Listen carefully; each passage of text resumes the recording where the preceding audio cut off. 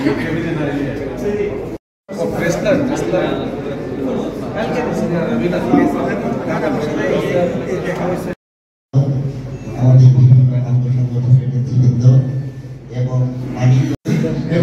আমরা আপনাদের ভালো কাজের সাথে থাকতে চাই, বিএনপি ভালো কাজের সাথে থাকতে চাই। ধন্যবাদ।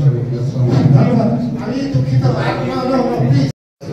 শোনা চাই আমরা ভবিষ্যতে কীভাবে চলবো সেটি আপনি সহ আমাদের জেলা বিএনপির আমাদের অন্যান্য মন্ত্রী যারা আছেন এখানে তাদের কাছ থেকে আমরা এই নির্দেশনা চাই।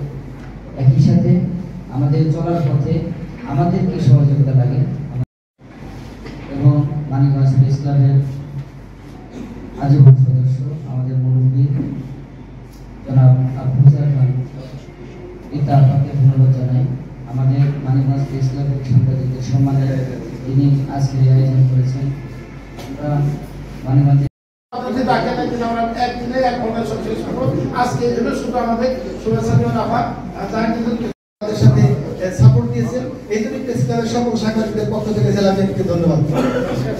দিতে হবে, একটা ভিডিও ফুটেজ লাগবে বা একটা প্রমাণ, দালিলিক প্রমাণ ছাড়া আমি তো ব্যবস্থা নিতে পারছি না। যেখানে প্রমাণ পেয়েছি আমরা কিন্তু অনেক পরিষ্কারও করেছি এবং আপনারাও সেই নিউজগুলি করেছেন। কারণ আপনারা জানেন যে আমি হারুনা রশিদ খান মুন্নুর সন্তান।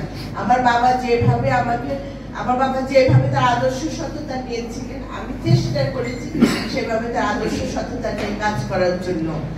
10টা কাজ করতে গেলে একটা হয়তো ভুল হইতে পারে বা আমার সাথে যারা নেতা কর্মী আছে তারা হয়তো করতে পারে, কিন্তু সেক্ষেত্রে আমি আপনাদের সহযোগিতা চাবো যে আপনারা যেটাই বলবেন সেটা যেন নিরপেক্ষ হয়। অনেক সময় দেখা যায় আমার দলের ভিতরে গ্রুপিং আছে, সেখানে কেউ একজনকে সাপোর্ট দিতে যায়, আবার আমার গ্রুপের লোকরা হয়তো কালিমা দিলেন, আবার আমি আমার আরেকজনকে বললাম যে ওরে দিয়ে দাও, তারও কালিমা দিয়ে দাও। এই কাজগুলি থেকে আপনারা দূরে থাকবেন, আপনাদের প্রতি আমার অনুরোধ থাকবে। সত্য আপনারা বলবেন, সত্য বলার জন্য তো আজকে এতদিন মিডিয়া তো সত্য বলতে পারে নাই, আপনারা তো সেই সুযোগ পেয়েছেন যে সত্য বলার। আমরা চাই আপনারা সত্যটা তুলে ধরুন। এখনো কিন্তু সত্য তুলে ধরা হয় নাই, এখন আমরা কিন্তু অনেক জায়গায় অনেক রিপোর্ট পাই যেখানে আপনারা কিন্তু সত্য তুলে ধরেন। অনেক সময় দেখা যায় এক পক্ষ সমর্থন বেশি দেওয়া হচ্ছে। মিডিয়া ট্রায়ালের কথাটা কেন এসেছে সেটা আপনারা বুঝতে পারছেন, কিন্তু যদি মিডিয়া ট্রায়ালে যদি সত্যি ঘটনা তুলে আসে আমি আপনাদের সাথে আছি। সে ব্যাপারে আমার যে দলীয় নেতা কর্মী যদি কেউ কিছু করে থাকে সে তার শাস্তি দেওয়ার, আমরা সেই শাস্তি দেওয়ার জন্য প্রস্তুত আছি। আমি চাবো আপনারা আমার সাথে থাকুন, আমার সাথে থেকে কাজ করে দেখুন যে আপা কি চায়, আমি কি চাই।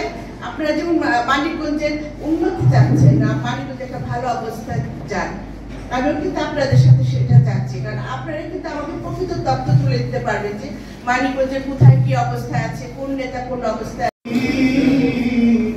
মানিকগঞ্জেরা বিএনপি করে দাও ইয়া আল্লাহ, শহীদ প্রেসিডেন্ট জিয়াউর রহমান এর কবরকে তুমি